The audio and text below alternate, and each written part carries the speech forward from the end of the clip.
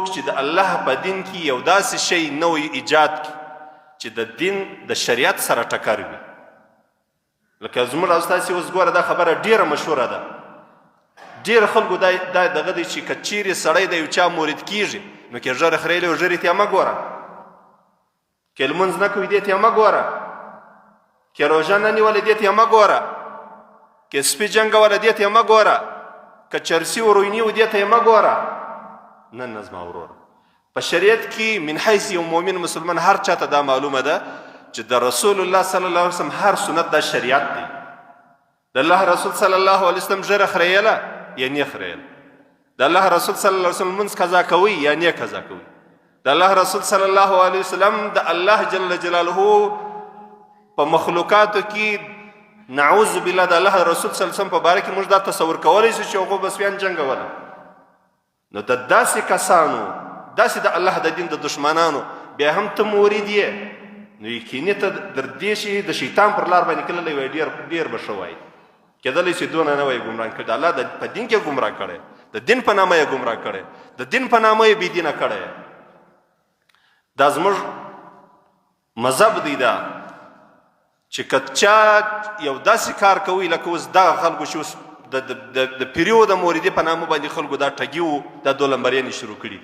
دا مبتدعین، دا د الله د دین دشمنان، دا د الله د دین په نامه باندې دکانداران.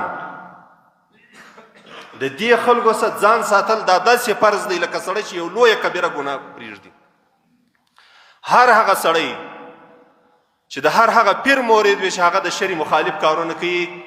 د الله د رسول د سنتو مخالف وي، یا د الله رسول دا سنت په ځان کې نه یې عملي کړي، یا دا سنت تر کړي، یا موریدان ته دا توصیه چې دا دونه مهمه نه ده.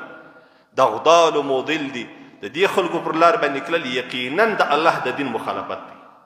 دا صریح د قرآن مخالفت دی، دا صریح د الله د رسول د حدیث مخالفت دی، دا صریح زموږ د امام اعظم ابو حنیفه رحمت الله تعالی علیه د مذهب مخالفت دی. ځکه رسول الله صلی الله علیه وسلم موږ ته دا خبره په وضاحت باندې کړې ده، په دې کې هیڅ پټوالی نشته. من احدث فی امرنا هذا ما لیس منه فهو رد، من احدث فی امرنا هذا ما لیس منه فهو رد. د الله رسول صلی الله علیه وسلم وایي چې څوک په دین کې نوي شیان اچي. ګورئ تاسې به اوس ډېر خلک داسې لیدلي پر زیارتو باندې طوافونه کوي، تاسې به ډېر خلک داسې لیدلي چې د یو ذکر دغه په شکل باندې، د حلقې په شکل باندې پر قبر باندې براتي راټول سوي، بیا انداز بیا داسې نعوذ بالله لکه د سپو د غپار، بیا به دا څه وایي دا دین دی، دا چیز دی، دا بدعتیان دي. د دغو بدعتیانو پر لار باندې که څوک ولاړي، د دنیا او د آخرت تباهي په نصیب سو.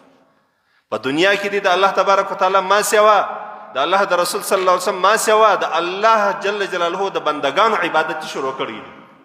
او په آخرت کې به شرمنده مختوره د الله د رسول صلی الله علیه وسلم مخ ته ولاړي، ځکه تا هغه کار کوي چې کم کار د الله رسول صلی الله علیه وسلم منع ځینې کړی وه.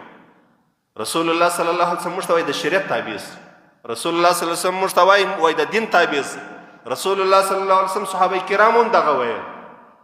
نن علی الاعلان جهرن اعلانونه خلک دا کوي چې د چا وژرې ته مه ګوره، د چا ودې ته مه ګوره چې دی کم ناروا کار کوي، ومنی نور خاندان ته وګوره، بزرګي ته وګوره، مرتبې ته وګوره، درجې ته وګوره، د رقم د الله د دین څخه بېدینه کوي.